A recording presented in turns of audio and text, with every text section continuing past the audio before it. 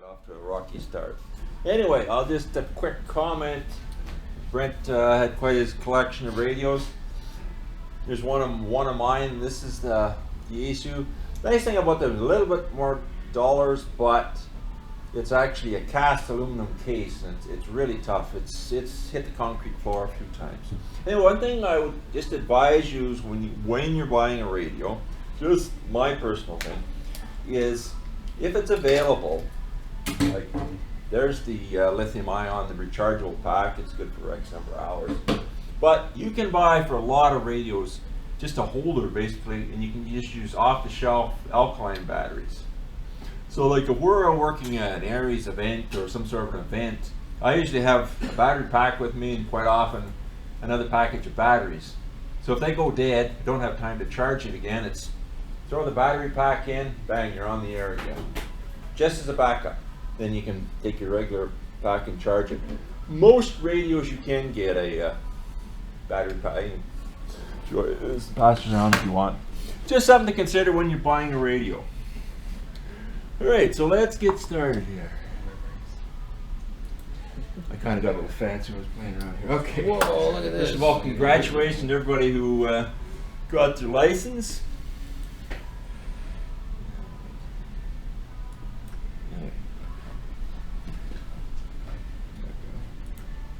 Okay, and you have yourself a radio. There are a couple of them, actually. These are the four that I have. But anyway, there's two different handhelds. This is the Yaesu I just showing you. There's my my D-Star radio, which is analog and D-Star. This my 2-meter mobile, and 5100. That's the Cadillac of the mobiles right now from Icon. Okay, so got a license, we've got a radio, and now what? Let's just talk a few terms just so that we're all on the same page. Maybe a review for some. Or in the radio world, when we talk about Simplex Communications, it's a little bit different, I guess, in the telephone or the telecommunications industry. They define things differently. We talk Simplex, we're basically talking directly between two radios on the same frequency. So if I was to talk to Brent across the room or across the city, Simplex, we're just talking radio to radio using one frequency.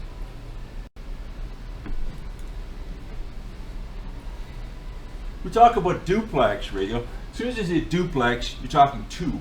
So on the duplex communication, you're transmitting on one frequency and you're receiving on another. And we call half duplex is what you would normally work on your radio, because you're either transmitting or you're receiving. You're not doing the same. You're not doing both. So that's what we call half duplex. We transmit on a frequency and we listen on another, but we're doing it alternately. We're not doing it at the same time. And a special case, if we talk about full duplex communication, it's when you're actually simultaneously talking and receiving on two different frequencies. An example of that is when you're talking on the telephone. It's both directions. You're transmitting and you're listening at the same time. All right, now a repeater comes into play. This example here. Say we have a hill, whereas now this fellow cannot directly talk to this fellow, but he can talk to the repeater. He can talk to the repeater. So, as I said, by definition, the repeater is a device that receives a signal and retransmits it at a higher level or higher power onto the other side of an obstruction, so you go longer distances. So, you know, our little handhelds, maybe a few miles, we can talk across town, but now we're talking to the repeater up on the highest point of the city. Now we're talking from here to Thessalon, we're talking from here to Mackinac Bridge, which you just can't do with your little radio. All right. Just happens, example I found just happens to me. Typical 2-meter repeater. Our local repeater, our main one, the VE3 SSM. It transmits on 146.94 and it receives on 146.34. I'm going to think a little differently. Now our mobiles or portable stations, they're doing the opposite. they're listening or receiving 146.94 because they're listening to whatever the repeater is sending out, and they're transmitting on the frequency that the repeater is listening on. Feel free to stop me if I... Okay, I don't clear that. That's, anyway, just a basic block diagram of a repeater situation. This is exactly basically our situation here. You've got a receiver, you've got a transmitter. They're actually two separate units. You have a computer controller, which actually does all the functions and does all the logic and switching. Of course, we have a power supply. In our case, we're using a duplexer. So in other words, we can use one big antenna and we can transmit and receive at the same time. If we didn't have the duplexer in there, you'd be transmitting all that power of the radio into the receiver and you'd blow it up.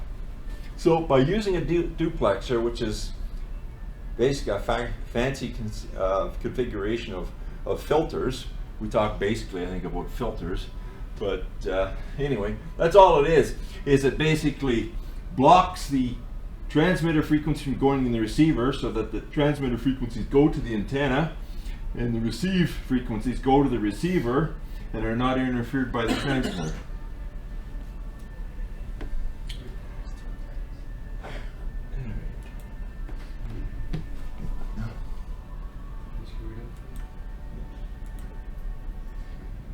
You're playing there. Okay. And just a little bit of a different situation which some people use.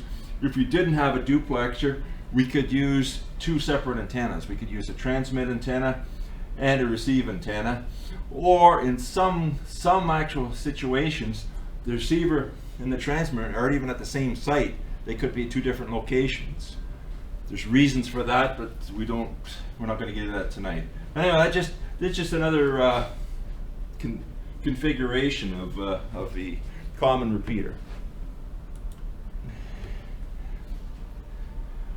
Talking about frequencies, when you get into the basically VHF, UHF part of the amateur bands, they say the operation is channelized. Whereas if you're on HF, there's really no set frequency boundaries. You're allowed to operate within, two limits, and you basically pick a frequency. So your frequency may not allow a land on a nice even point. It could be 7065.5 or something. Just whatever seems to work for you at the time. Whereas basically from 6 meters and up in frequency, we have predefined frequencies by a band plan. And we talk about that. And generally, when we talk about an offset, it's consistent. So the offset is the amount that the transmit frequency is different from the receive frequency. So in your case, with your mobile, your portable, whatever, it's normally sitting there on a receive frequency, which would be the output of the repeater, and your transmit frequency would be the difference in offset. So in other words, when you key your push to talk button, your transmit frequency will shift by that amount of offset in the radio to your transmit frequency. We can talk a little more about that. Anyway, these are the common offsets. So for our purposes, we're talking about mainly tonight, 2 meter band, 144 megahertz. It's either, you have an offset of either plus or minus 600 kilohertz. And that's the standard. The rule of thumb is below 147, it's usually a negative offset. So in other words, the input frequency is 600 kilohertz below the transmit frequency of the repeater. And for 147 and up, is generally the receive frequency is above the transmit frequency of the repeater. That's not a hard and fast rule, but that's usually the rule of thumb. The term they come up with is oddball split. There are repeaters out there that are using some substandard offset between the transmit and the receive frequency. They call it an oddball split. Split's a term more or less from the HF world, whereas somebody says, I'm listening on a different frequency than they're transmitting. For example, contests and whatever, if they have a pileup and stuff. Bruce can talk more about that. Anyway. Right.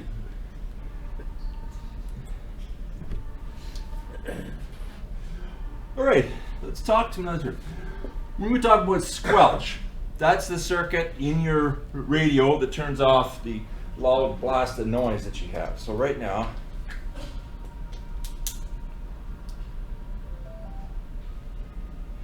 so if I was to adjust it off,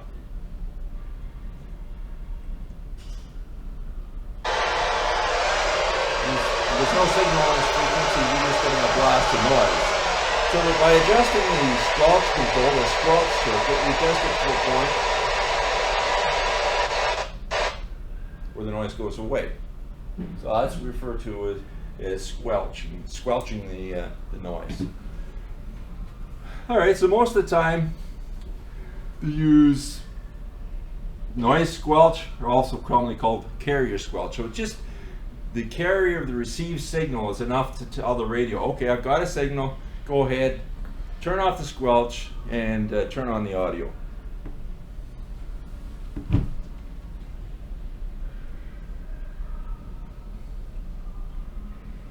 But there are situations where we have to use just a little bit more than plain carrier squelch, and we'll talk about that next. Very common one, you'll hear CTCSS is the technical term, continuous tone coded squelch system. Typically everybody talks about a tone. Or quite odd, you may even hear that it's commonly used in ham world, you'll talk about a PL tone. That's actually a term, actually it's a patented term I think from the Motorola communications world. That was their so trademark for PL, but they call it PL, private line tone system. Fancy name for it. Anyway, so what it is so-called subaudible tones. We talk about subaudible because our typical speech band on your radio is, we could consider from 300 hertz to 3000 hertz is to be basically our audio band. So anything below 300 hertz, we're going to call it as a subaudible tone. And we can use that. Can you see this all right? Anyway, here's a table of all the standard subaudible tones that we use. For example, our repeater in town, we're using 107.2. See how close they are together? So it's very accurate, the detection circuit.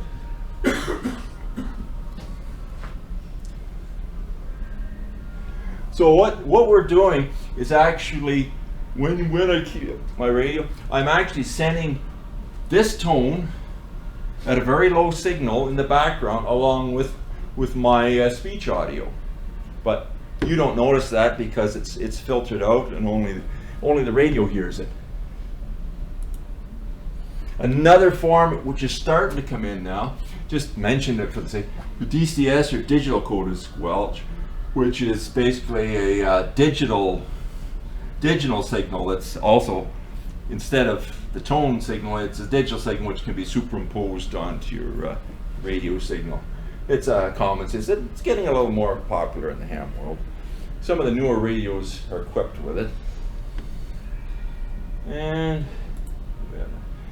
okay, as Brent mentioned before, another version of tones that we use, Dtmf tones, dual tone, multiple frequency. It's exactly the same thing if you have a touch tone phone at home. It's the same thing. So basically you have a matrix, I'll show you in a second. So when you hit any one of the keys on your keyboard on your telephone, it actually generates two frequencies. And what we use it for, well, back in the old days, like Brent mentioned a few minutes ago, used to be quite used for called a phone patch for making telephone calls through the repeater. But we're still using them for, in our case, we're using them for control tones. You can control certain features on the repeaters, like turning links on and off. And Mike will talk to you about that a little more next week. Another thing we use that for is for linking and stuff. All right. I know, we'll try to keep on time here. Okay, just a table of the standard Dtmf phones. Most telephones, your telephone generally doesn't have these four, but usually your radio keyboards will. So like I said, the matrix, for example, if I was to push the number 1 button, I'm going to send a 697 hertz tone along with the 1209 hertz tone. So like when you hear that, you kind of hear 2 tones. It's more accurate, more reliable than just a single tone. I assume that's the justification. That was all from Brent's world, the telephone industry. And we talk about the term repeater linking. So generally, we have this fellow here. He has access to this repeater. And this fellow over here, he can access that repeater, but neither one of them can access the other. So if we create a link, so now we link these 2 repeaters together, so now this guy can talk to this repeater, linked over, talk to this repeater, and ultimately talk to this guy. Let's talk about generally repeater linking. How are we doing so far? Any questions? Or?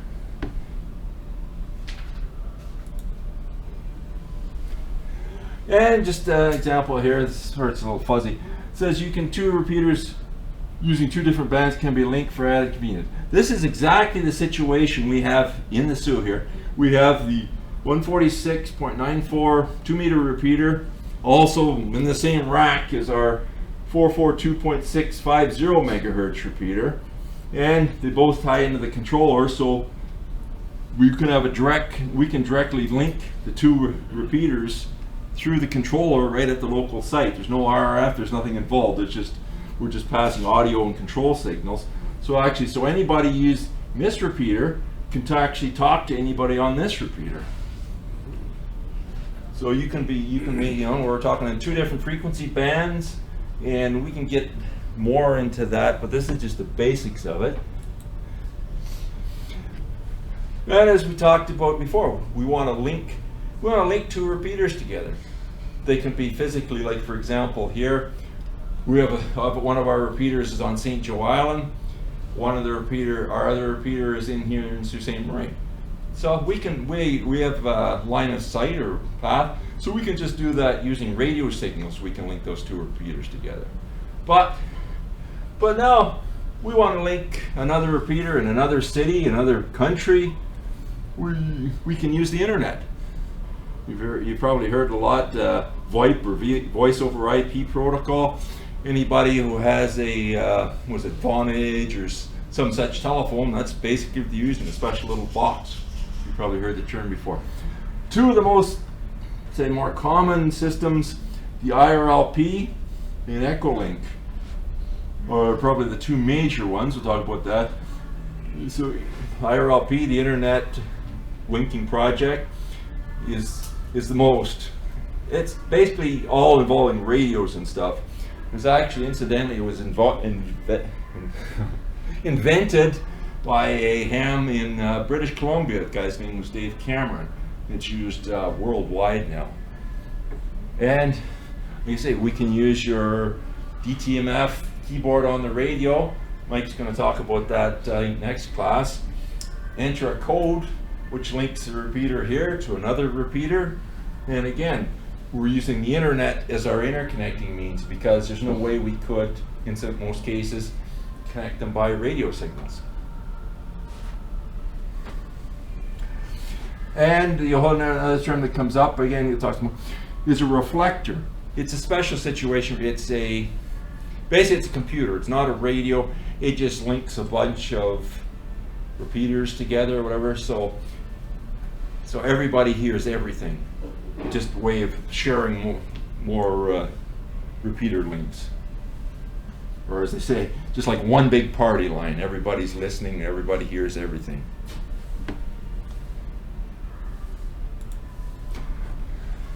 The other one of the big 2 is Echolink.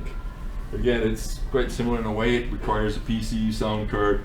But one of the features of Echolink, you can actually connect into the system from your computer, not using a radio, just using a headset or microphone and speaker, and it will let you talk to other repeaters in the system.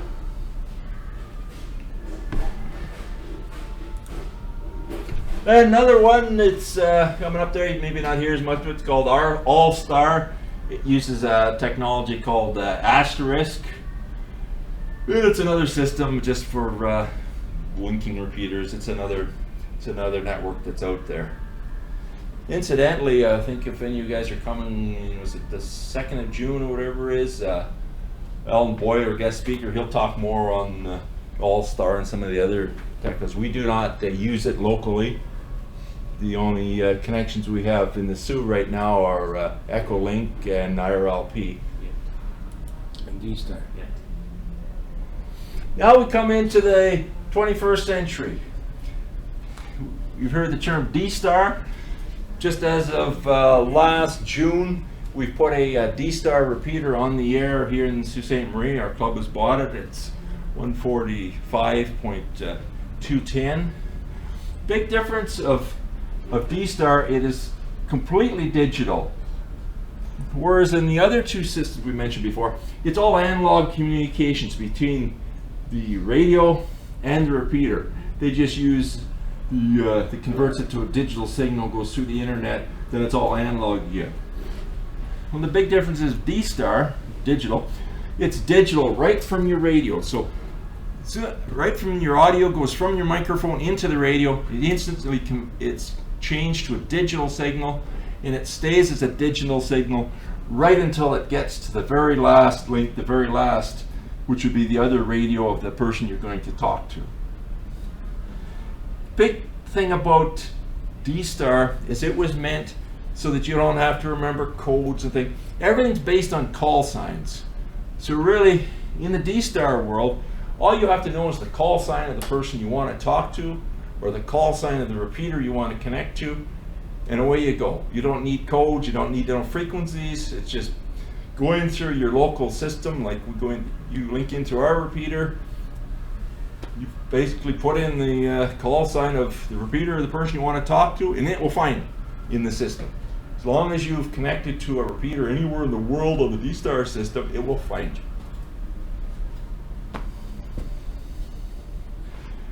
I mean, talking D-Star, I could talk to you. That could be a whole night in itself. But anyway, that's just the basics of the D-Star system. There's satellite going up too. Okay. And there are other digital systems out there. You'll just mention them for curiosity. Most of them are built on commercial system. It's like they talk about your P25 radios. That's a system like the OPP are using. It's a different kind of digital system, and they say there are actually some of the radios around and some of the hams are using them, but really there's no major network or any system they're aware of for P25. No, that's common though. It is fairly common. It's DMR, digital mobile radio. It's basically based on commercial systems, in particular Motorola's patented Moto Turbo brand, and it's another format of digital which is totally incompatible with D-Star.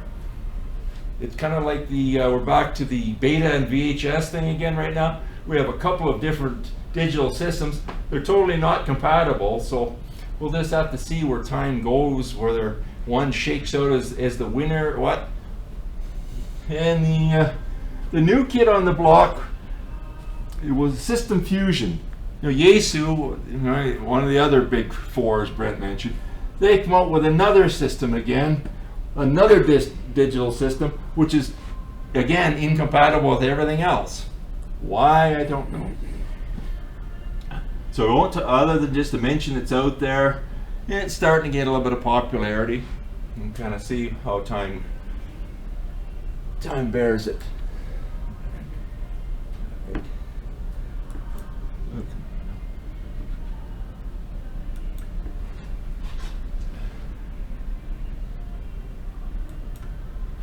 Okay. There it is. And just about to wrap up here today, we'll just kind of review some of the terminology and buzzwords. So access code, just one of the number symbols keyed into the repeater with a Dtmf tone pad. Activate repeater functions such as auto patch, linking, whatever. The term we talk about the carrier operated with COR, or sometimes they may say COS. It's just a device that causes the repeater to transmit to the received signal. This is basically where he's in just a plain carrier squelch system. We're just relying just on the detection of the carrier to determine whether we're going to transmit or not. We talk about channel. It's about a pair of frequencies, input and output, used by a repeater, or a single frequency used for simplex. In the band plans, you'll see basically we talked about channelized. We have pretty well distinct channels in the VHF and UHF world. In the past, because a lot of the, I guess maybe when 2 meters first started occurring, it was a lot of surplus equipment from the commercial and business world, and the radios, maybe not as sophisticated as today. Originally, the spacing between the channels was 30 kilohertz, but due to the fact that all the frequencies are used up and everybody's hungry for more, radios have improved. So now you'll see quite often, you'll see a 15 kilohertz step in between frequencies. Courtesy tone. When you transmit to the repeater, and when you stop transmitting, you'll usually hear a little beep or a little chirp. Courtesy tone. What that's doing, I'll explain in a minute. Another term you'll hear when somebody says you're full quieting, that means you're putting an excellent signal into the repeater and you hear no noise, so it's a beautiful signal. Hang time, few seconds of carrier following user transmission.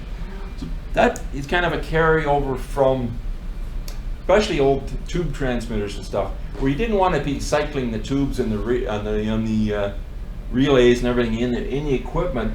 So what they would do is they would actually keep it transmitting for so many seconds after the input or it stopped receiving, just in case somebody else wanted to transmit. So that's what you hear at hang time. So actually, if I could work the repeater from in here and show you, but you'd actually hear, when you let go of your transmit, you'll hear a little kind of a noise burst for a few seconds.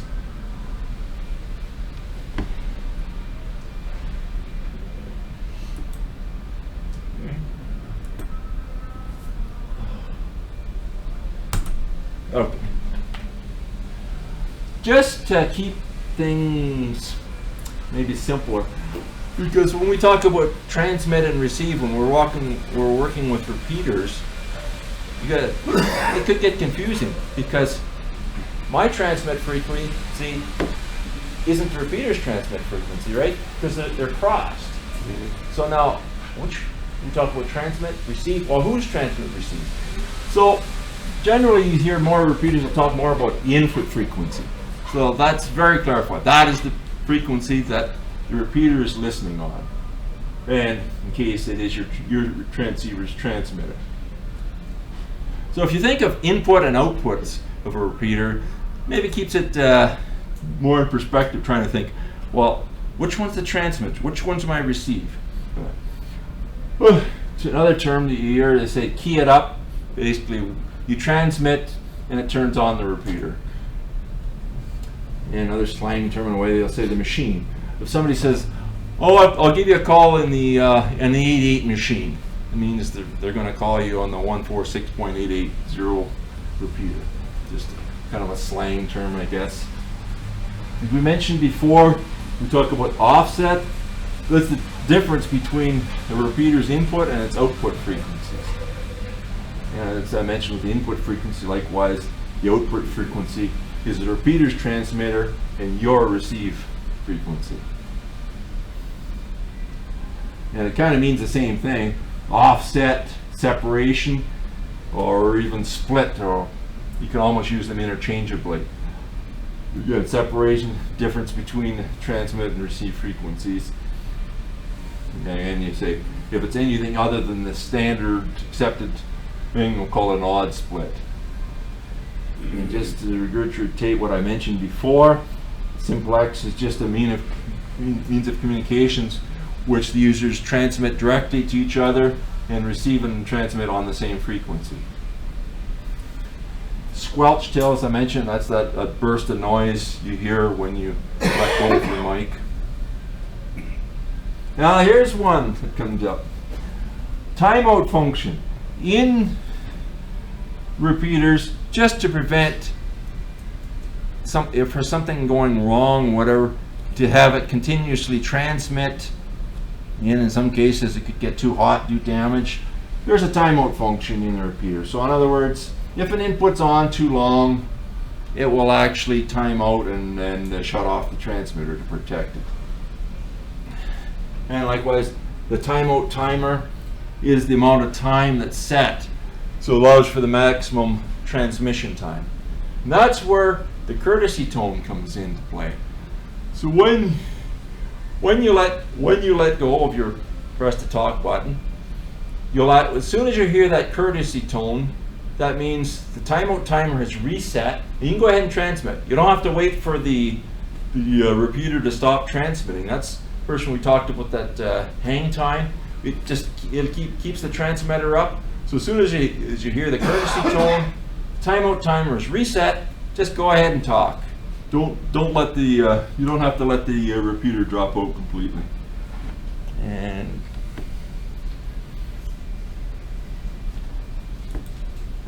that's it.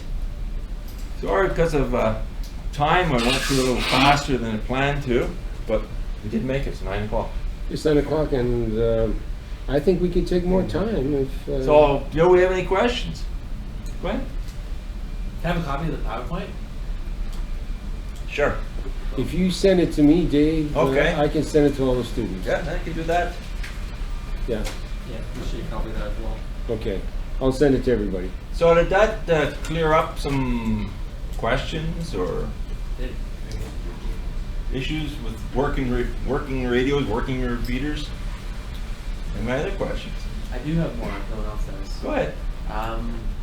So, D-Star and digital transmitting in general, would that have more power? I know that CW has considerably longer range because it's either on or off.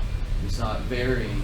Generally, the consensus is actually digital radios seem to have a better range because with a digital signal, as long as it can detect, your ones and zero pattern, it can receive. So actually, in some cases, they say the digital radios have effectively better range than the analog radios. Yeah. What you could do with the analog, if you have an analog radio, you take the antenna, right, and you pull it away from the radio. And what will happen is the signal will get weaker, right, weaker and weaker and weaker the signal will fade. It's starting to fade out because the antenna is not connected. With the digital, with the digital one, it will stay in for a longer time, but then it'll go to garbage. It'll go where it can't understand it and then it's gone. With an analog signal on a repeater, two can key up at the same time. And usually you can hear that somebody else is in the background. You may not copy them, but you can hear that somebody else is in the background. Not so with a digital repeater. With a digital repeater, the first guy in there is the first guy who's got it. Anybody else who's in there is trounced. Okay, so there are little bits of differences with the way these repeaters work. Well, the first packet in gets processed. Yeah. Generally, the consensus is they